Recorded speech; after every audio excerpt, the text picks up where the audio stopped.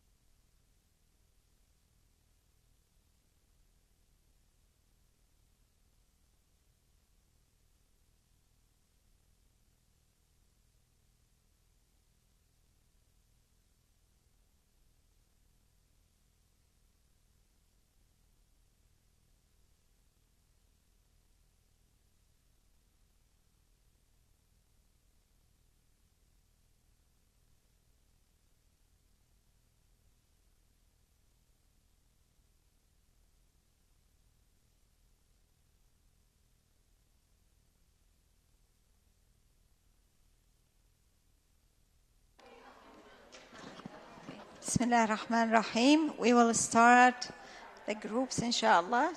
Just to report back. Who is ready? Brothers, you ready? Yalla, bismillah. What are we doing? It's just what was the discussion and summarize and then, yes. You do the summary for the group. Somebody. You are the leader of our group. Just like a Summarize debrief. what we talked about. Just debrief. Like. So just what we talked about.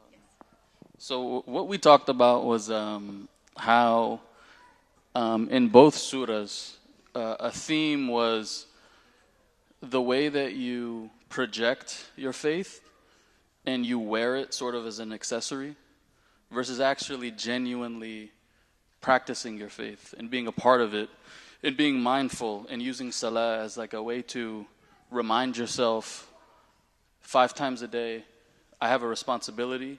I'm not just going through motions. I have to, and I told a story with my group as well that I used to look at other people and I would see their amana and I would see their praying 5 times a day and I would be envious and think it's so easy for them. But really it's not easier for them than it is for me. And the struggles that they're going through, they still have to wake up at Fajr. They still have to, give to the poor. They still have to perform all their duties. But they do it with an attitude of gratefulness. And instead of looking at them and saying, and making an excuse for myself, I should say, MashaAllah, and try to be more like them. and not use it as an excuse. So I think it was just, the theme is remind yourself why you're praying, why you're a Muslim, instead of going through the motions and making excuses and being arrogant and doing things out of pride as opposed to doing things because Allah tells us to do it. I think that's pretty much our main takeaway.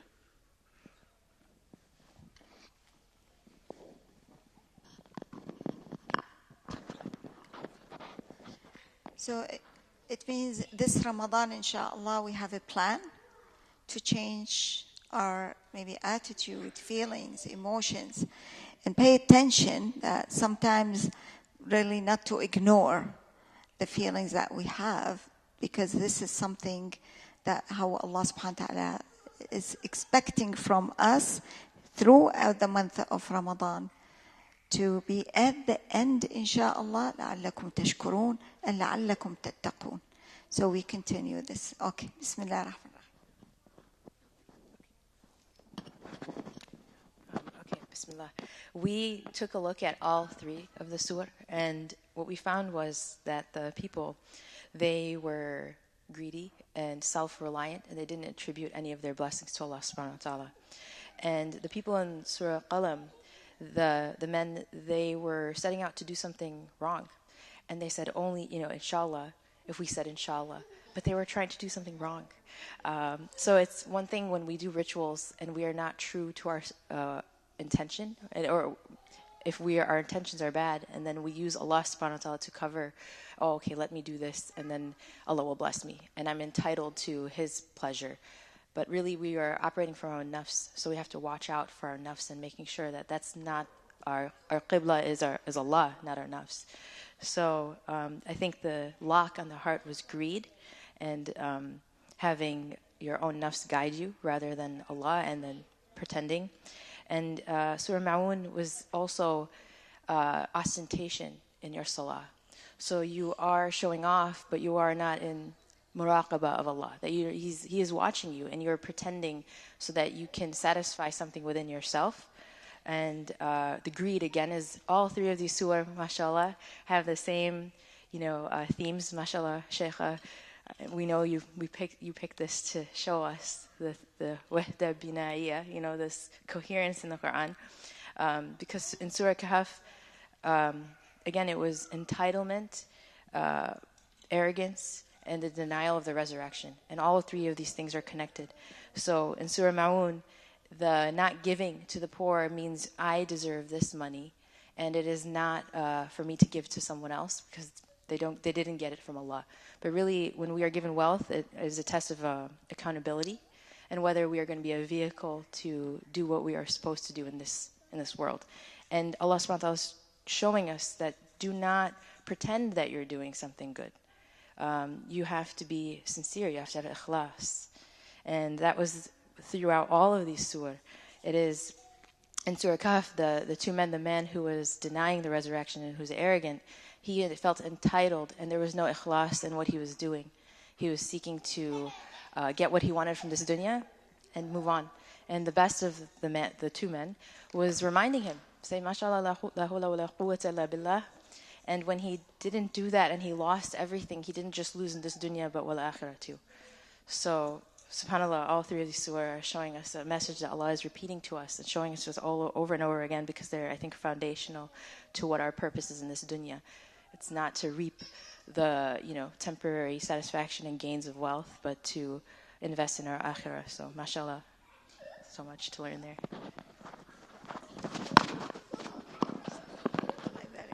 MashaAllah, very good. But think also about the traits, the 15, maybe more. So the greed from one side, and also, again, that entitlement. It means the ego, and I have it. And that's subhanAllah. Yeah, barakallah fikum. Assalamu alaikum. We also did Surah Al-Qalam, the story of the people of the garden. And we looked for the ayahs right before and the ayahs right after to see what the parable is supposed to allude to. And starting from the beginning of this lecture, talking about Prophet Muhammad, وَإِنَّكَ لَعَلَى خُلُقٍ عَظِيمٍ. the characteristics of the Prophet in the environment that he was in Mecca. So this is a parable of the people of Mecca at the time. And like the sister said, entitlement, greed, stinginess, that scarcity mentality, the sister said about wanting everything for themselves.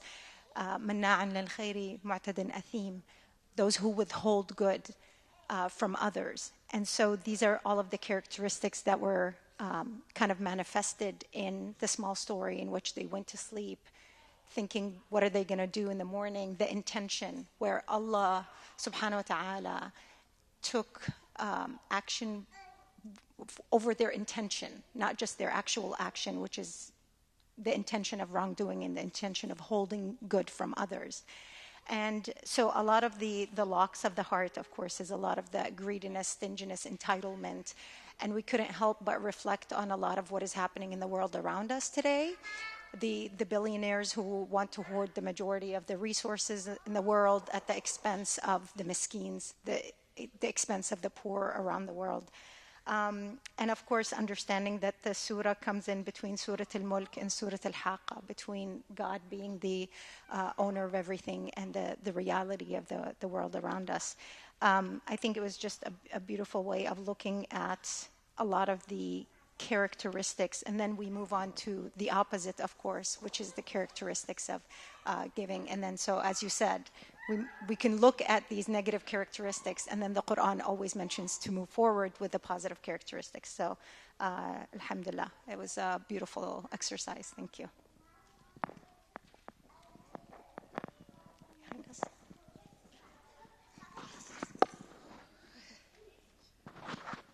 Bismillah. Assalamu alaikum. We discussed Surah Al-Qalam as well, and we jotted down the characteristics as they appear: stinginess, miseriness, hypocrisy, gossiping, swearing too much. Those are the direct illnesses we took directly from the surah.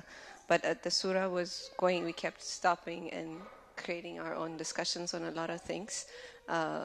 The intention is one. When the brothers, their father was we were reading the tafsir, and the father was a good man who shared what came out of the garden. So as soon as he passed away, the two children were like, our father was, a foolish man to share it, because there's so much wealth here that we can benefit from, which is taking it for ourselves. And Allah, they made a plan to maybe destroy the garden before the people came, or take away all the fruits and make the other people think that it was not there to begin with, but it was taken away before they even came. And one of the two, it says the one who was better in Iman, said, I told you we should have trusted in Allah, or we should have done this. But within each one of us, that is shown. We're always running to, we all have our intentions, yet our judgments are first. We come, it's a blessed masjid we come to, and then you're sitting, and the next thing you know is you're not being focused on how you are worshiping, rather how the person next to you is worshiping. And you tend to be, and you don't even know the whole calculation, So that's one thing. And then there were remedies that were mentioned. They repented. I told you to do more subhanallah. I reminded you to say subhanallah more. One of the brothers says, then being humiliated, like they were humiliated, so they became more humble, even though they should have been humble before being humiliated. And I was trying to find the specific ayahs, but the discussion of, there's parts where it says, we will put them in more debt, even though if they think they're entitled to it, we'll keep them in debt. And personally, it got me thinking about how, especially in our current land we live in, we're all struggling to get out of something. It feels very suffocating because we're in debt in all circumstances. You're trying to be compatible and in charge of what you worked for, oh, we're going to lose a job. And you're like, what is going to happen to me if I lose a job, if I get fired tomorrow? But what we don't know is we're at the job because we're being used as a means to the family that's below us, or to the society that's below us or around us. There is no incident where somebody comes to you and you give them something. Maybe you're thinking it's a sadaqah, but that person was intended to get it from you as a means. It was never yours to begin with. That's one thing. And then there's also the story of Surah Yunus was mentioned. Prophet Yunus was mentioned. He lived all his life calling people, and at one point he was not fed up, that's not the correct word, but as human beings we have that behavior in us, being tired of it quickly, frustrated with it. Or you will do qiyam al-layl, but there will come a day where you're like, ya Allah, I really do want to sleep, We should be honest with ourselves about that. So the story of Prophet Yunus, of it's human to be fed up at one point, but he repented as soon as he realized he did the wrong thing. So repentance is our only way to heal. And yeah, Jazakallah.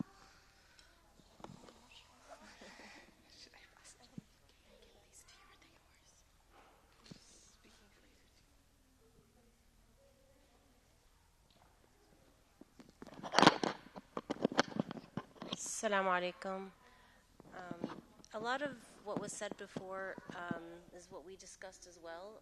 But some of the themes that came up in our discussion, we went a little bit deeper into Surah Al-Ma'un, and we were asking questions like, what would make someone be someone who denies the orphan or persuades other people not to give?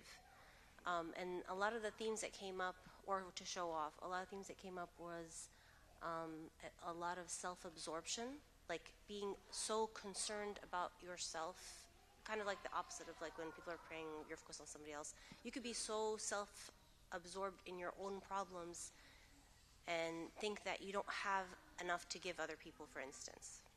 And that's also tricks of the shaitan. Another thing was not fully knowing who Allah is.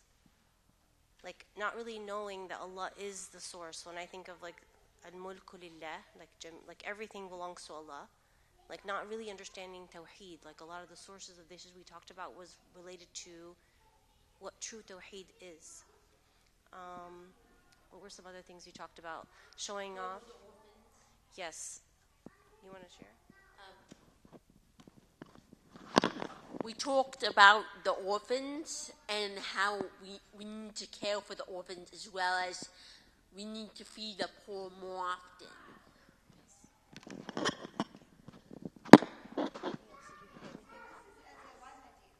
Oh, one more thing was the trust. Trust issues came up, like when we are having issues with trusting organizations before you give, or why are we not trusting certain organizations, or trusting that there's going to be enough to go around. And we wanted to talk more about the fact that, highlighting the fact that our hearts can re-emerge as healthy. And I really like that, because a lot of the times we might be thinking like, oh, I must be a hypocrite, or I must be this, or we don't want to fall into this like despair mode. And so we need to remind ourselves that our hearts can re-emerge as healthy if we can remedy it. Two groups. Assalamu alaikum. We looked at Surah Al-Kahf, and we saw that section where Allah describes Al-Fakhur, the arrogant, the proud of himself, and he put him in the subject, like he is talking about himself. Not Allah subhanahu wa ta'ala talking about somebody who is fakhur. I think this, in my opinion, shows that this person really think that he is the greatest. And he attributes all his wealth to himself, without mentioning Allah whatsoever. Because you see some people, sometimes they're arrogant, but they think that Allah loved them so much that they give him goodness. And then they compare themselves to the other, that they don't have anything because Allah doesn't love them. But in Surah Al-Kahf, looks like he attributes everything to himself, and that he has wealth and he has the people, so he has everything. Then he forgets that he's the creation of Allah, and that comes from the mouth of the poor, between quotation mark. But at the end, the poor is the one who has the wealth, because he's in relation with Allah, and he attributes everything to Allah, and that's why he lost everything, because all that material thing that he's thinking he has it all for this world is nothing at the end, and it will not even flourish for the next life. And from there we talked about the al-muflihin, because when you attribute things to Allah, you become among the muflihin, inshallah. However, that the other one stayed in the state of fujjar, where he had he didn't go with his heart like back to Allah, at least like that he can get his afterlife saved.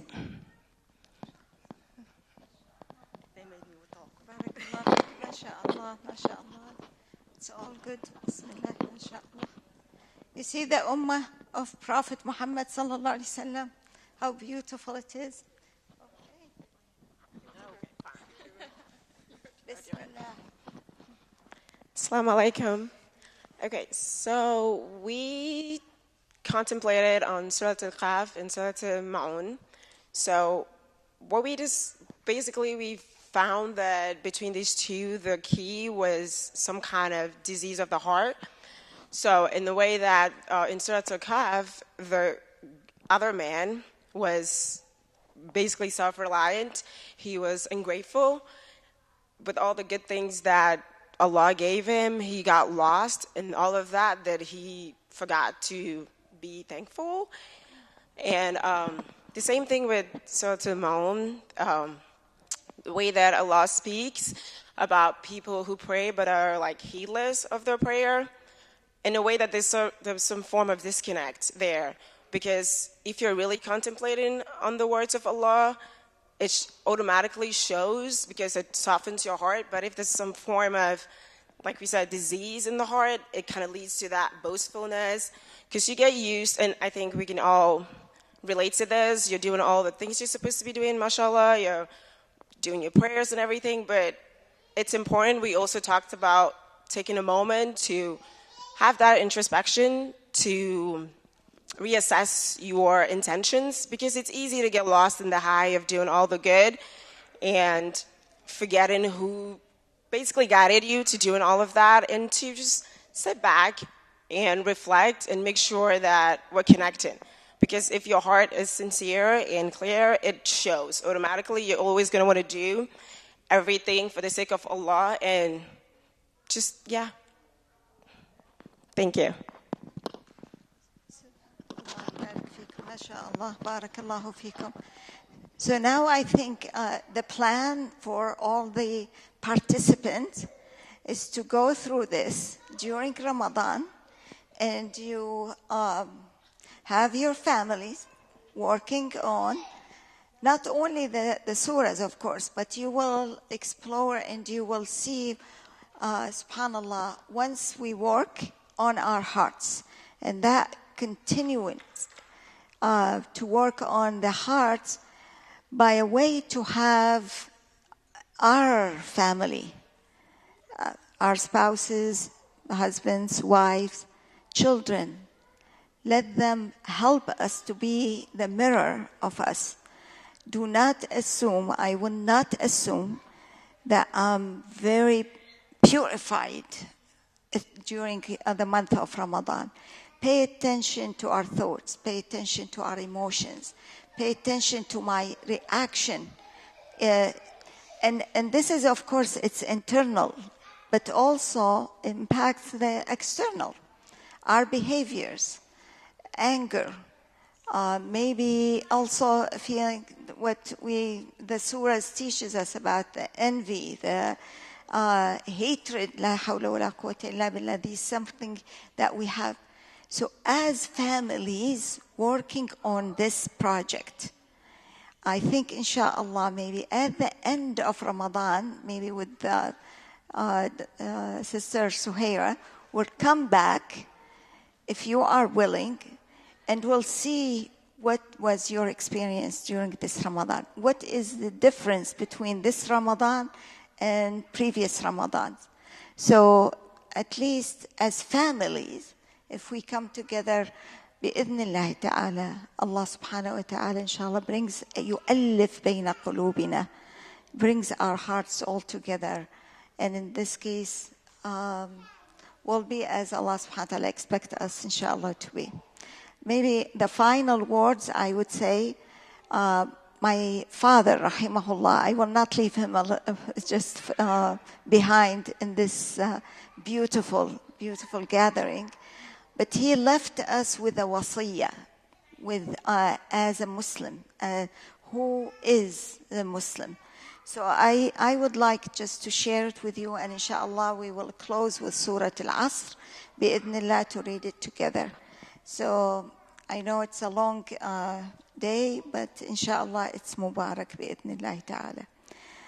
So what he said,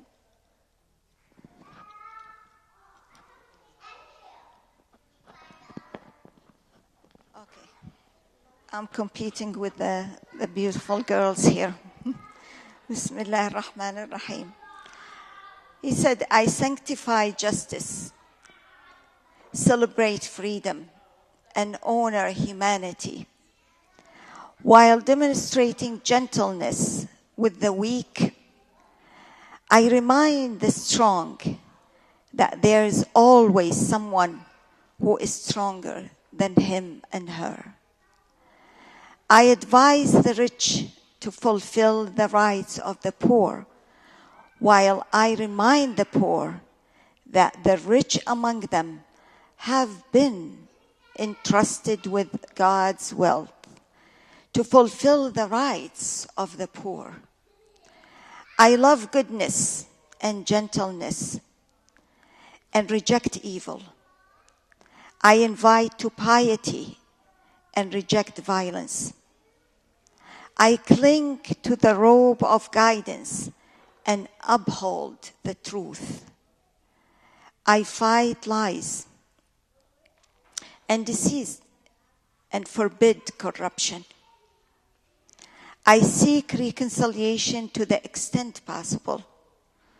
I yearn for peace and despise war. I love humility and strive for a good life.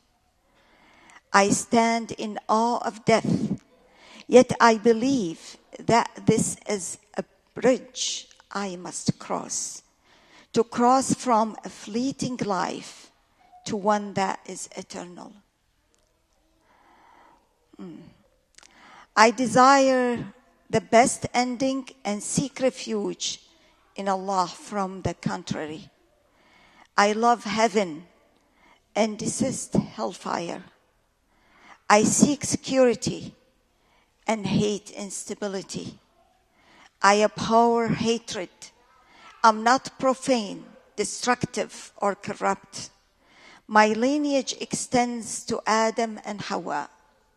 For Adam is my father, and Hawa is my mother. All of humanity are my sisters and brothers. I do not disdain, betray, or humiliate a single human being. Rather, I strive to guide human beings, light their path, and walk with them along the path to heaven, to Jannah.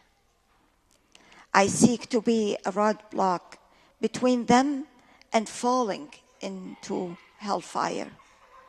I love the universe and belong to it. I love all my neighbors in the universe, including its trees, plants, rocks, animals, mountains, and rivers. God most majestic has created me from this earth. To this earth he will return me to it, and from this earth he will restore me once again. To this earth I belong, and for the cultivation I call. My desire is to elevate the truth. My goal is to spread peace and security. My means is to struggle with my own soul. That's what we do it. With my own soul. In order for peace to be realized and security to prevail. I invite to God, to whom is my ultimate return. Peace is my objective. Security is my desire. Terrorism is my enemy. Conflict is my adversary. Inner peace is my pursuit. Do you recognize me? Do you know on this earth anyone who parallels this description? I am Muslim. Rahimahullah. Barakallah feekum. May Allah bless all of you, inshallah. Assalamu alaikum wa rahmatullahi wa barakatuh. Let's just recite together Surah Al-Asr, and may Allah protect you and your families. Bismillah ar-Rahman ar-Rahim. Wal-Asr. إن الإنسان لفي خسر إلا الذين آمنوا وعملوا الصالحات وتواصوا بالحق وتواصوا بالصبر اللهم اجعلنا منهم يا أرحم الراحمين وصلى اللهم وسلم وبارك على سيدنا محمد وعلى آله وصحبه وسلم آمين يا رب العالمين. السلام عليكم ورحمة الله وبركاته. Jazakumullah khairan, everyone. Thank you, Dr. Zainab Alwani, for being here today. I don't know why I said your full name. But thank you all for coming out and being part of this program today. May Allah subhanahu wa ta'ala bless you and make this a blessed Ramadan for all of you and your families. And I just wanted to, when I was giving her introduction, two important things that I left out is that Dr. Alwani is also the president and chairwoman of the Glass Lamp Institute, a nonprofit that promotes deep engagement with the Quran through reflection and practice. So there are classes per every semester that I would highly encourage you to become a part of. And then she also leads the Orphan Care Project, an initiative aimed at reviving the central role of orphan care in Muslim communities through research, education, and advocacy. So inshallah, definitely look out for another wellness program in which we hope to have you come back and speak with us about foster care after Eid, inshallah. We have the feedback form. We'd love to hear your feedback. Also, at the front, you'll see a table that has some information about wellness services and how you can be involved. What are some of the programs that we have going on? Please take a look at that as well. Jazakumullah khairan. Have a nice night, everyone. Assalamu alaikum.